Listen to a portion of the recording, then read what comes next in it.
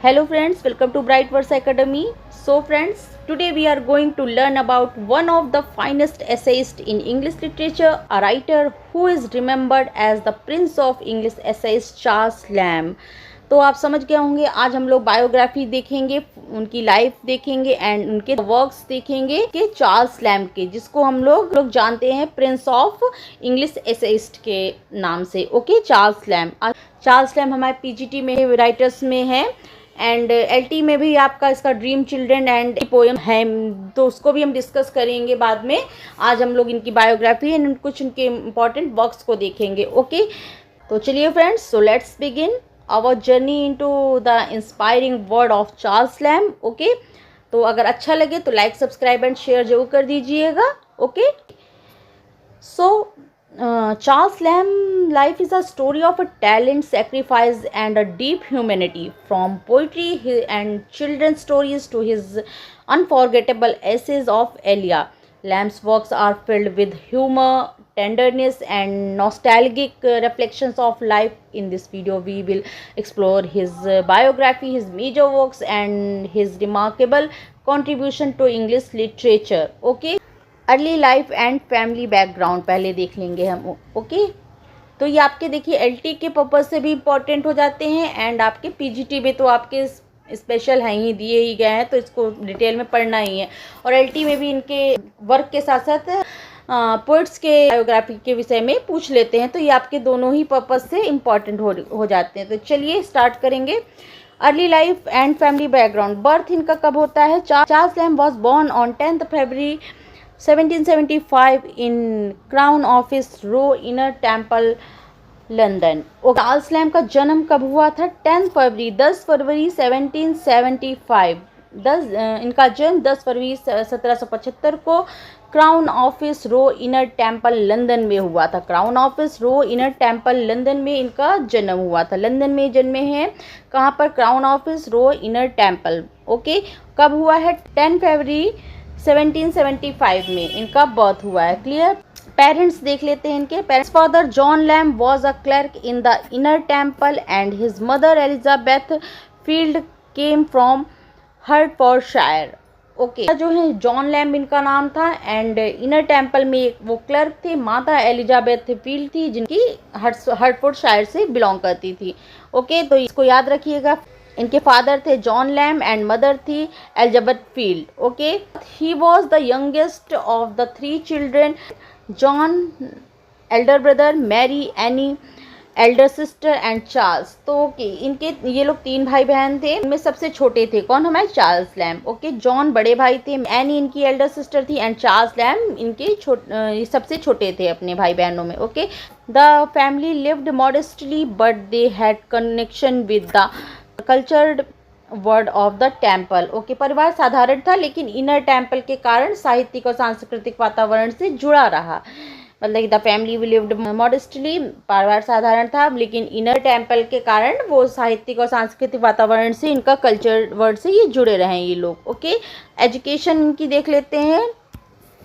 In 1782, Lamb was admitted to Christ Hospital, London, a charitable institution for poor but deserving children. 1782 में देखिए, 1782 में lamb को Christ hospital school में London में भेजा गया. वहाँ पे उन्होंने एडमिशन लिया.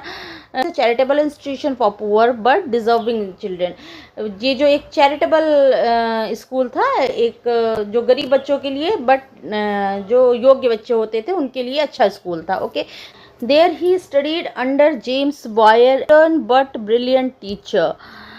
ओके, तो देखिए वहाँ उनके शिक्षक James Boyer. There he studied under James Boyer. उन्होंने किसके अंडर में पढ़ाई की? जेम्स बायर करके थे टीचर उनके, तो उनके अंडर पर उन्होंने पढ़ाई की, जो बहुत ब्रिलियंट टीचर थे. स्टर्न, स्ट्रिक्ट थे बट ब्रिलियंट थे, अच्छे टीचर थे उनको यानी टीचर बहुत अच्छे मिले.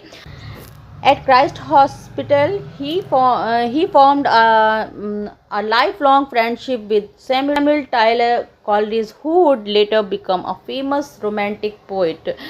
ओके तो कहाँ पर? एट क्राइस्ट हॉस्पिटल ही फॉर्म्ड लाइफ लॉन्ग फ्रेंडशिप किसके साथ? एसटी कॉलेज के साथ इनकी बहुत अच्छी दोस्ती हो गई। रोमांटिक पोएट थे, एक फेमस रोमांटिक पोएट थे जो इनकी लाइफ लॉन्ग ये इनकी फ्रेंडशिप चली। ओके किसके साथ? एसटी कॉलेज के साथ। यहाँ पर उनकी मुलाकात सैमुअल टेलर कॉलेज के साथ हुई जो जीवन भर के लिए उनके मित्र बने और आगे चलकर एक महान रोमांटिक पोएट भी थे वो। Okay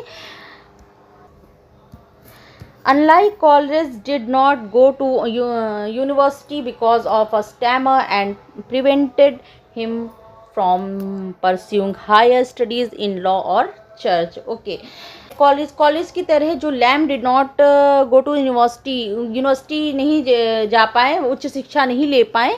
of stammer that prevented him from pursuing higher studies in law और चर्च। लॉ और चर्च में वो बहुत हायर स्टडी नहीं कर पाए बिकॉज ऑफ हिज स्टैमर के कारण वो बहुत उच्च शिक्षा को नहीं प्राप्त कर पाए। स्टैमर क्या हो गया? हकलाहट हो गया। उनकी कुछ हकलाहट थी तो वो स्टैमर थे तो इसलिए उनकी उच्च शिक्षा वो ज़्यादा कॉलेज की जैसे नहीं प्राप्त कर पाए। ओके तो ये इनका हो गया एजुकेशन। करियर देखते हैं चलिए। In 1792 Lamb joined the East India Company as a clerk in the accounting department where he would remain for 33 years until retirement in 1825। Okay देखिए 1792 में उन्होंने ईस्ट इंडिया कंपनी में एक क्लर्क की नौकरी शुरू कर दी थी। 1792 में ही ज्वाइन इन्होंने ईस्ट इंडिया कंपनी को ज्वाइन किया as a clerk accounting department में, वे पर इन्होंने 33 इयर्स तक काम किया। 1825 में पेंशन लेकर रिटायर हुए थे। ओके पेंशन लेकर ये वहाँ से रिटायर हो गए थे। Okay next point. His modest but steady income allowed him to support his troubled family। यही जो इनकी आय थी, इनकम थी, उन्होंने अपने परिवार का पालन पोषण और अपनी बहन मैरी जो थी आगे हम देखेंगे की देखभाल में लगा दी। ओके तो ये इनका कैरियर था। उन्होंने कहाँ से स्टार्ट किया ये पॉइंट ध्यान रखिएगा। कहाँ से ज्वाइन किया इन्होंने East India Company as a clerk उन्होंने अपना करियर को स्टार्ट किया था जहाँ पर वो 33 इयर्स तक उन्होंने काम किया एंड बाद में 1825 में 1792 से 1825 तक यहाँ पर ही इन्होंने काम किया। Okay family tragedies. अब देखिए इनके कुछ फैमिली ट्रेजेडी थी, प्रॉब्लम थी, वो देखते हैं, डिस्कस करते हैं। In September 1796 a tragic incident changed Lamb's life. Okay in September 1796 में एक ट्रेजिक इंसिडेंट ने चार्ल्स की लैम्प को बदल दिया। ओके क्या हुआ? His sister Mary Lamb during a fit of mental illness killed their mother by stabbing her with a kitchen knife. क्या हुआ? सितंबर 1796 में उनकी घटना ने उनके जीवन को बदला। क्या हुई थी घटना? बहन जो मैरी लैम थी वो इंसैनिटी मानसिक बीमारी के दौरे में थी, जो कि मानसिक रूप से बीमार थी। उन्होंने अपनी माँ को चाकू से हत्या कर दी थी। किचन नाइफ चाकू से लेकर उनके स्टैप कर दिया था अपनी माँ को। मानसिक बीमार थी तो उन्होंने अपनी माँ को चाकू से स्टैप कर दिया था। ओके तो ये घटना उनके लिए उनकी लाइफ चेंज कर दी इस घटना ने। His father was injured. अब उसके पिता भी घायल हुए पर बच गए। उनके पिता भी इसमें घायल हुए पर बच गए। Mary was declared insane but not permanently institutionalised. Mary was declared insane. अब क्या हुआ? कोर्ट ने क्या किया? मैरी को स्थायी कैद की बजाय इलाज की अनुमति दी। अब जब कोर्ट में मामला चला तो कोर्ट ने क्या किया? मैरी के स्थायी रूप से कैद की बजाय कैद नहीं दिया, बस की इलाज की अनुमति दे दी अपने मैरी के लिए। Okay Charles at the age of 21 took responsibility for her care and remained devoted to her throughout his life. अब क्या हुआ? देखिए मात्र 21 ईयर में ही चार्ल्स लैम ने उनकी पूरी जिम्मेदारी ले ली मैरी की। अब वो मानसिक स्थिति उनकी अच्छी नहीं थी तो चार्ल्स लैम ने जो खुद वो 21 ईयर के थे तो उन्होंने अपनी बहन की सारी जिम्मेदारी ले ली और जीवन भर उनकी देखभाल की। फिर उन्होंने लाइफ टाइम पूरे जब तक रहे तब तक उन्होंने अपनी बहन की देखभाल की। ओके तो ये उनका लाइफ चेंजिंग एक इंसिडेंट हो गया था उनकी लाइफ में। स्टैप कर दिया था अपनी मदर को उनकी बहन ने, तो वो थोड़ी मानसिक स्थिति जो नहीं सही थी तो कोर्ट ने भी फिर उनको मतलब इलाज के लिए अनुमति दे दी ना, जबकि बजाय के कैद के। तो फिर किसने उनकी केयर की, देखभाल की? चार्ल्स लैम ने। ओके चलिए अब आगे देखेंगे पॉइंट, लिटरेरी कैरियर का देखते हैं। Literary career, Lamb began writing early encouraged by Coleridge and others. Coleridge के द्वारा और अदर्स के द्वारा फिर लैम को जो है करेज किया गया कि उत्साह, उनको भी हिम्मत मिली कि वो भी राइटिंग करना स्टार्ट कर दें। ओके, कॉलरिज ने उन्हें प्रोत्साहित किया राइटिंग के लिए। ओके, तो देखिए उनकी पोइट्री जो है, सबसे पहला पॉइंट है हमारा ये, देखिए poetry. His first published work was contribution to college poem on various subject 1796। Okay, 1796 में उन्होंने कॉलेज की book poem on various subject में योगदान किया। हिज फर्स्ट पब्लिश्ड वर्क, उनका जो फर्स्ट पब्लिश्ड वर्क था was contribution to college poems on various subject. जो कॉलेज का वर्क था कौन सा, पोएम ऑन वेरियस सब्जेक्ट 1796 में इसमें उन्होंने अपना वर्क को लिखा, इसमें इन्होंने कंट्रीब्यूट किया अपने वर्क को, पोएम को लिखी। किसमें, याद रखिएगा फर्स्ट वर्क इनका कहाँ था, कॉलेज की बुक थी जो छपी थी पोएम ऑन वेरियस सब्जेक्ट, इसमें उन्होंने उनका कंट्रीब्यूशन था 1796 में। नेक्स्ट पॉइंट, इन 1797 ही published poems by S T. Coleridge, Charles Lamb and Charles Lloyd. जो 97 में फिर उन्होंने पब्लिश की poem S T. Coleridge, Charles Lamb and Charles Lloyd प्रकाशित हुई। Poems by S T. कॉलेज 1797 में ही पब्लिश्ड, उन्होंने पब्लिश की poems by S T. Coleridge, Charles Lamb and Charles Lloyd. ये भी इनके उसी कलेक्शन में आपका हुआ। ओके, तो ये इनकी पोइट्री का ये फर्स्ट का आपको याद रखना होगा। नेक्स्ट पॉइंट है prose and plays. In 1798, Lamb published a short novel, A Tale of Rosamond Grey and Old Blind Margaret. Okay, उनके जो प्रोज और प्लेस थे 1798 में उन्होंने tale of Rosamund Gray and old blind Margaret, संवेदनशील लघु छोटा नॉवेल था ये आपका, जो नॉवेल से भी छोटा था, लघु उपन्यास था। तो ये आपका 1790 में लैम ने पब्लिश किया, शॉर्ट नॉवेल है tale of Rosamund Gray and old blind Margaret करके 1798 में। ओके, चलिए नेक्स्ट पॉइंट में आएंगे। इन 1802 ही attempt drama with John Woodvil, a romantic play in blank verse but it was unsuccessful. तो 1802 में इन्होंने जॉन वुडवेल करके नाटक लिखा जो कि असफल रहा, ये उनका असफल रहा। कौन सा था, जॉन वुडवेल करके एक रोमांटिक प्ले लिखा, ब्लैंक वर्स में था 1802 में, but it was unsuccessful. Okay, he was wrote mister H a farce 1806 which failed on stage.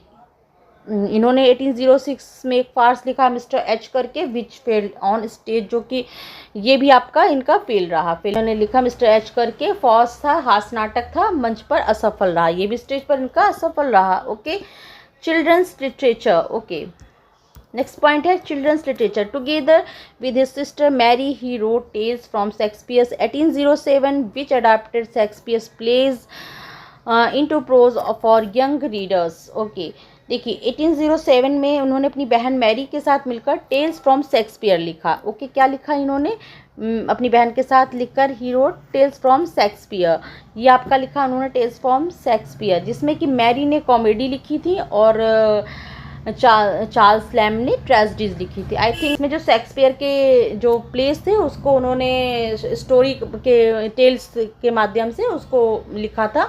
तो जिसमें कि आपकी मैरी ने कॉमेडी लिखी थी और चार्ल्स लैम ने ट्रेजेडीज लिखी थी। 20 टेल्स का कलेक्शन था आपका, ये 20 टेल्स थी, जिसमें कि आपकी 14 जो है ये 14 आपकी मैरी की थी और जो 6 आपकी चार्ल्स लैम के द्वारा लिखी गई ट्रेजेडीज थी और ये आपकी कॉमेडी थी, ये आपकी मैरी के द्वारा लिखी गई थी और ये 20 का इसका कलेक्शन था। ओके, तो ये आपका किसने 1807 में आपके he wrote tales from Shakespeare's which adapted Shakespeare's plays into prose for young readers. Okay, young बच्चों के लिए उन्होंने लिखी थी इस तरह की। Okay, Mary mainly wrote the comedies while characters wrote the tragedies. देखिए वही पॉइंट अभी बताया, इसमें कॉमेडी लिखी है while Charles wrote the tragedies. This book become an instant classic and it still read today. Okay, this book became N instant classic, ये बहुत अच्छी क्लासिक रीड टुडे, इसको आज भी लोग पढ़ते हैं, इसको जो बच्चों की कहानियाँ इसको पढ़ते हैं। ओके, नेक्स्ट पॉइंट है ऐसे जो उन्होंने लिखे, देख लें। Lamb became best known as an essayist. Lamb जो है एक एसेइस्ट के रूप में बहुत अच्छे से जाने जाते हैं। His most famous work appeared in the London magazine under the pseudonym Elia. Elia नाम से उनके जो मोस्ट वर्क्स अपीयर्ड, जो उनके ज़्यादातर वर्क दिखाई दिए उनके लंदन मैगजीन में, किस नाम से? सोडेनियम से। एलिया, एलिया इस फेमस नेम था, इसको उन्होंने अडॉप्ट किया और इस नाम से इन्होंने लिखा। The first series essays of Elia 1823 में फर्स्ट सीरीज जो आई एसेज ऑफ एलिया की 1823 में। The second series last essays of Elia कब आए? 1833 में, 10 साल बाद। Okay, essays are personal, reflective, full of wit, humour, nostalgic and deep humanity. Essays personal, reflective, full of wit होते थे, humour, nostalgia and deep humanity हमें इसमें उनके एसेज में हमें मिलती है। फेमस एसेज इंक्लूड, इनके फेमस एसे कौन थे? इनके फेमस एसे देख लेते हैं। Dream children, a reverie, the south Sea House, Old China, poor relations and Christ hospital 5 and 30 years ago. ये इनके कुछ फेमस एसेज हैं। ओके, अभी हम उनको आगे डिटेल में भी जो मेन हमारे एलटी के पर्पज़ से हैं उनको हम डिस्कस करेंगे आगे की वीडियोस में। ओके, लेटर लाइफ देख लेते हैं। In 1825 Lamb retired from the East India company with the pension and settled at the Enfield with Mary. Okay, in 1825 में भी रिटायर होकर इनफील्ड में रहने लगे, और जो कि कहाँ से रिटायर होकर? वो ईस्ट इंडिया कंपनी में, अभी हमने ऊपर डिस्कस किया इस पॉइंट को। 1825 में रिटायर होकर ईस्ट इंडिया कंपनी से पेंशन उनको मिली एंड सेटल, कहाँ पर सेटल होगा? इनफील्ड में विद अपनी बहन मैरी के साथ। He devoted his final years to looking after Mary whose mental condition worsened. अंतिम जीवन बहन मैरी को ही देखभाल में गुजार दिए। ही डेवोटेड, अपना पूरा उन्होंने जो जीवन था लास्ट का वो सब उन्होंने अपनी बहन मैरी की देखभाल में ही निकाल दिया, गुजार दिया। हुज मेंटल कंडीशन वर्सेंड, जो खराब हो रही थी उसकी देखभाल, लुकिंग आफ्टर, देखभाल करते हुए बिता दिया। Okay, despite his own delicate health and personal struggles he maintained his humour and love for literature. उनकी हेल्थ थी एंड पर्सनल स्ट्रगल जो था, he maintain his humour and love for literature. इसके बावजूद भी उन्होंने अपने जो प्रेम को है बनाए रखा लिटरेचर में, अपनी जो रुचि को बनाए रखा लिटरेचर में। ओके, डेथ देख लें इनकी।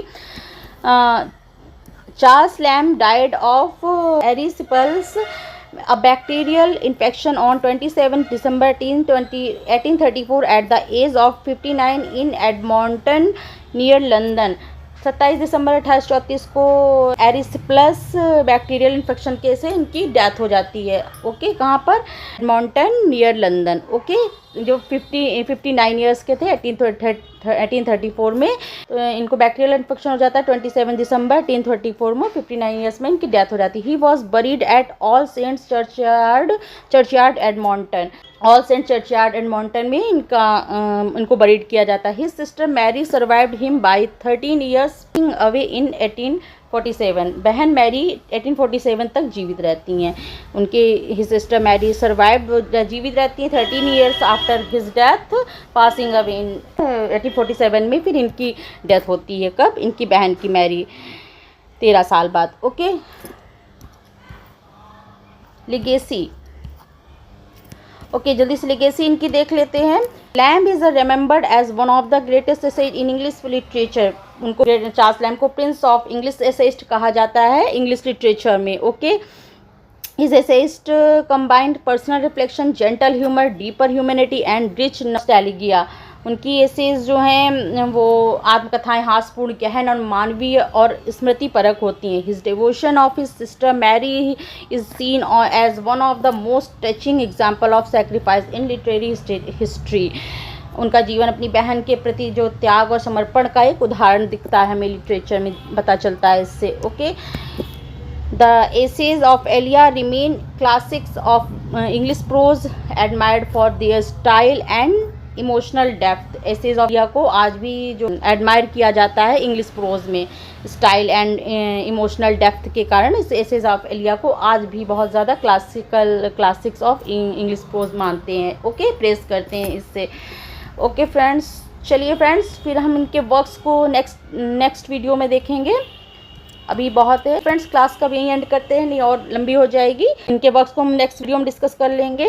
तो ये थी इनकी लाइफ एंड इनके रैपी थी, वो हमने डिस्कस कर ली। इनके वर्क्स को हम नेक्स्ट वीडियो में डिस्कस करेंगे। तो अगर फ्रेंड्स अगर अच्छा लगा हो तो चैनल को लाइक सब्सक्राइब एंड शेयर जरूर कर दीजिएगा। चलिए फ्रेंड्स, फिर मिलते हैं इनके वर्क्स के साथ नेक्स्ट क्लास में, नेक्स्ट वीडियो में। ओके, अगर अच्छा लगे तो लाइक सब्सक्राइब एंड शेयर जरूर कर दीजिएगा। मिलते हैं नेक्स्ट क्लास में। Okay, thank you, thanks for watching, thank you.